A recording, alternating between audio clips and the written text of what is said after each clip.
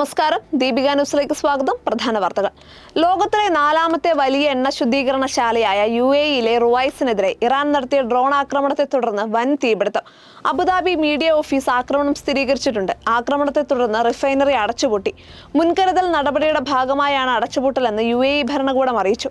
റിഫൈനറിയുടെ സുരക്ഷയും വർദ്ധിപ്പിച്ചിട്ടുണ്ട്. UAEയുടെ പരമാധികാരത്തെയും അന്താരാഷ്ട്ര നിയമങ്ങളെയും ലംഘിക്കുന്ന ഇറാന്റെ നടപടികൾക്കെതിരെ ആഗോളതലത്തിൽ ശക്തമായ നീക്കം വേണമെന്ന് ഐക്യരാഷ്ട്രസഭയിലെ UAE പ്രതിനിധി ജമാൽ അൽ മുഷാറഖ് ആവശ്യപ്പെട്ടു. UAEക്ക് പുറമെ ബഹ്റൈൻ, ഖത്തർ എന്നിവിടങ്ങളിലേക്കും ഇറാൻ മിസൈൽ ആക്രമണം നടത്തി. ഇത് മേഖലയിലെ എണ്ണ ഉൽപാദനത്തെയും വിതരണത്തെയും ഗൗരവമായി ബാധിച്ചെന്ന് സൗദി അരാംകോ മുന്നറിയിപ്പ് നൽകി. UAEക്ക് നേരെയുള്ള മിസൈലുകളും ഡ്രോണുകളും തകർക്കുന്നത് തുടരുകയാണെന്ന് പ്രതിരോധ മന്ത്രാലയം അറിയിച്ചു. ആകാശത്തു നിന്ന് കേൾക്കുന്ന സ്ഫോടന ശബ്ദങ്ങൾ പ്രതിരോധ നടപടികളുടെ ഭാഗമാണെന്നും അധികൃതർ വ്യക്തമാക്കി. സൗദി അറേബ്യയിലെ ഷെയ്ഖ് എണ്ണപ്പാടത്തിന് നേരെ വന്ന 5 ഡ്രോണുകൾ തകർത്തതായി സൗദി പ്രതിരോധ മന്ത്രാലയം അറിയിച്ചു. യുദ്ധ സാഹചര്യം കണക്കിലെടുത്ത് രാജ്യത്ത് 6 മാസത്തേക്ക് ആവശ്യമായ അവശ്യ സാധനങ്ങൾ കരുതിയിട്ടുണ്ടെന്ന് UAE ധനമന്ത്രാലയം അറിയിച്ചു. ഇറാഖ് ബാഗ്ദാദിലുള്ള അമേരിക്കൻ നയതന്ത്ര കേന്ദ്രത്തിന് നേരെയും ഡ്രോൺ ആക്രമണം ഉണ്ടായി. ആർക്കും പരിക്കേറ്റതായി റിപ്പോർട്ടുകളില്ല. കുവൈത്തിലെ ക്യാമ്പ് അരിഫിജാനിലുള്ള അമേരിക്കൻ ആസ്ഥാനത്തിന് നേരെ 4 മിസൈലുകൾ തൊടുത്തതായി ഇറാന്റെ റവല്യൂഷണറി ഗാർഡ് അവകാശപ്പെട്ടു. എന്തായാലും അനിശ്ചിതമായി നീളുന്ന യുദ്ധം ലോകമെമ്പാടും പ്രതിസന്ധിയായി വളരുകയാണ്.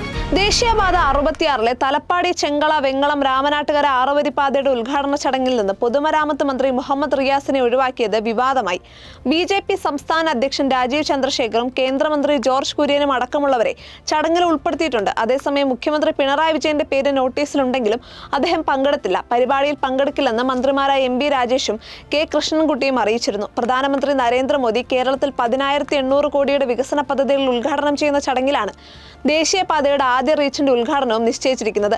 സംസ്ഥാന സർക്കാരിന്റെ കൂടി പങ്കാളിത്തത്തോടെയാണ് ദേശീയപാത വികസനം. അതേസമയം മുഖ്യമന്ത്രി പോലെ മരുമകനെ കൂടി ക്ഷണിക്കണോ എന്നതായിരുന്നു BJP സംസ്ഥാന അധ്യക്ഷൻ രാജീവ് ചന്ദ്രശേഖറിന്റെ പ്രതികരണം. ഇതോടെ ഇടതു നേതാക്കൾ കടുത്ത പ്രതിഷേധവുമായി രംഗത്ത് വന്നു. പ്രധാനമന്ത്രി പങ്കെടുക്കുന്ന ദേശീയപാത ഉദ്ഘാടന ചടങ്ങിൽ നിന്ന് സംസ്ഥാന സർക്കാരിന്റെ പ്രതിനിധികളെ ബോധപൂർവ്വം ഒഴിവാക്കുന്നത് ഞെട്ടിക്കുന്നതാണെന്ന് മന്ത്രി V ശിവൻകുട്ടി. സംസ്ഥാന സർക്കാരിന് വേണ്ട രീതിയിലുള്ള ക്ഷണമില്ല. ഇത് BJPയുടെ രാഷ്ട്രീയ തെരഞ്ഞെടുപ്പ് സ്റ്റണ്ട് മാത്രമാണെന്നും അദ്ദേഹം വിമർശിച്ചു. ദേശീയപാത ഉദ്ഘാടന ചടങ്ങിൽ നിന്ന് പൊതുമരാമത്ത് മന്ത്രി മുഹമ്മദ് റിയാസിനെ ഒഴിവാക്കിയ പ്രധാനമന്ത്രിയുടെ ഓഫീസിന്റെ നടപടി അങ്ങേയറ്റത്തെ മര്യാദക്കേടെന്ന് മന്ത്രി MB രാജേഷ്. വകുപ്പ് മന്ത്രിയെ കൂടി വിളിക്കുക എന്നതാണ് നടപടിക്രമമെന്നും റിയാസിനെ ഒഴിവാക്കിയത് കേരളത്തോടുള്ള വെല്ലുവിളിയാണെന്നും രാജേഷ് പറഞ്ഞു. ദേശീയപാത വികസന പരിപാടിയുടെ ഉദ്ഘാടനത്തിൽ മന്ത്രി മുഹമ്മദ് റിയാസിനെ ഒഴിവാക്കിയത് രാഷ്ട്രീയമായ പകപോക്കലാണെന്ന് CPM സംസ്ഥാന സെക്രട്ടറി MV ഗോവിന്ദൻ പറഞ്ഞു. ചടങ്ങിൽ പൊതുമരാമത്ത് മന്ത്രി എന്ന നിലയിൽ റിയാസിനെ പങ്കെടുപ്പിക്കണമായിരുന്നുവെന്ന് കോൺഗ്രസ് നേതാവ് രമേശ് ചെന്നിത്തലയും പ്രതികരിച്ചു. കേരളം നേരിട്ട മഹാപ്രളയകാലത്ത് ജീവൻ പണയപ്പെടുത്തി 10,000ങ്ങളെ ജീവിതത്തിലേക്ക് കൈപിടിച്ചുയർത്തിയ ധീവര സമുദായത്തെ കേരളത്തിന്റെ സ്വന്തം സൈന്യമെന്ന് വിശേഷിപ്പിച്ച് പ്രധാനമന്ത്രി നരേന്ദ്രമോദി. കൊച്ചി മറൈൻ ഡ്രൈവിൽ നടന്ന അഖില കേരള ധീവര സഭയുടെ സുവർണ ജൂബിലി ആഘോഷങ്ങളുടെ സമാപന മഹാസംഗമം ഉദ്ഘാടനം ചെയ്ത് സംസാരിക്കുകയായിരുന്നു അദ്ദേഹം. കേന്ദ്ര സർക്കാർ മത്സ്യത്തൊഴിലാളികളുടെ ക്ഷേമത്തിനായി നടപ്പിലാക്കുന്ന വികസന പ്രവർത്തനങ്ങളെക്കുറിച്ചും അദ്ദേഹം പ്രസംഗത്തിൽ പരാമർശിച്ചു. കേരളത്തിലെ മത്സ്യമേഖലയുടെ പുരോഗതിക്കായി മാത്രം 1,400 കോടി രൂപയാണ് കേന്ദ്ര സർക്കാർ നീക്കിവെച്ചിരിക്കുന്നതെന്നും പ്രധാനമന്ത്രി പറഞ്ഞു. പ്രധാനമന്ത്രി കൊച്ചിയിലെ പരിപാടികളിൽ പങ്കെടുക്കുന്നതിന് മുൻപേ BJPയുടെ ഫ്ലക്സുകൾ നീക്കം ചെയ്ത് കൊച്ചി കോർപ്പറേഷൻ. പ്രധാനമന്ത്രി കൊച്ചിയിലെത്തുന്നതിന്റെ ഭാഗമായി സ്ഥാപിച്ച ഫ്ലക്സുകളും കൊടികളുമാണ് കോർപ്പറേഷൻ ജീവനക്കാർ നീക്കിയത്. നഗരത്തിൽ അനധികൃതമായി ഫ്ലക്സുകൾ വെക്കരുതെന്ന ഹൈക്കോടതിയുടെ ഉത്തരവിന്റെ അടിസ്ഥാനത്തിലാണ് ഇത് നീക്കം ചെയ്തത്. പ്രധാനമന്ത്രി എത്തുന്നതിന്റെ ഭാഗമായി മെട്രോ തൂണുകളിലും റോഡുകളിലും അടക്കം നിരവധി ഫ്ലക്സ് ബോർഡുകളും കൊടികളുമായിരുന്നു BJP വെച്ചത്. ഇതാണ് കോർപ്പറേഷൻ ജീവനക്കാർ മാറ്റിയത്. കഴിഞ്ഞ 13 വർഷമായി അബോധാവസ്ഥയിൽ കഴിയുന്ന ഗാസിയാബാദ് സ്വദേശി ഹരീഷ് റാണയുടെ ജീവൻ രക്ഷാ ഉപാധികൾ നീക്കം ചെയ്യാൻ സുപ്രീം കോടതി അനുമതി നൽകി.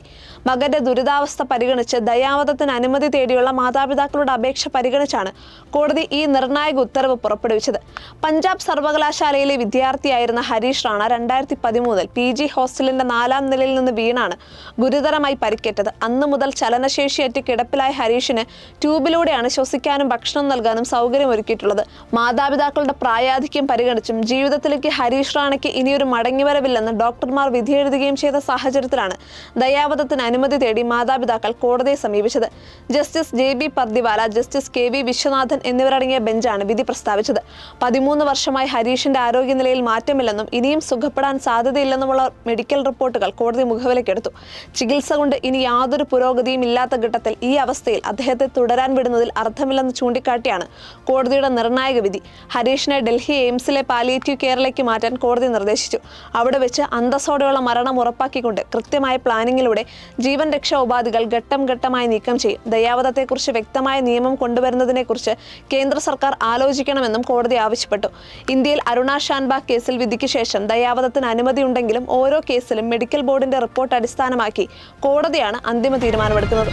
കേരളത്തിൽ വരാനിരിക്കുന്ന നിയമസഭാ തെരഞ്ഞെടുപ്പിൽ താൻ മത്സരിക്കില്ല എന്ന് ആവർത്തിച്ച് AICC general secretary KC Venugopal MP.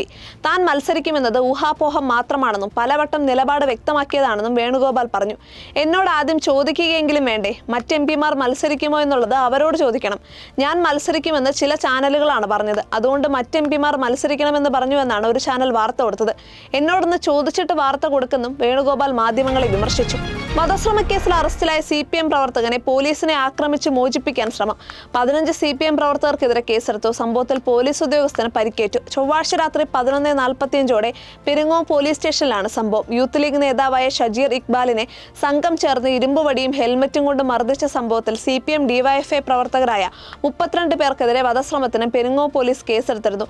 പ്രതികളെ പിടികൂടാത്തതിനെതിരെ ലീഗ് പ്രവർത്തകരുടെ പ്രതിഷേധവും കഴിഞ്ഞ ദിവസം ഉണ്ടായിരുന്നു. ഇതോടുകൂടി പ്രധാന വാർത്തകൾ അവസാനിച്ചു.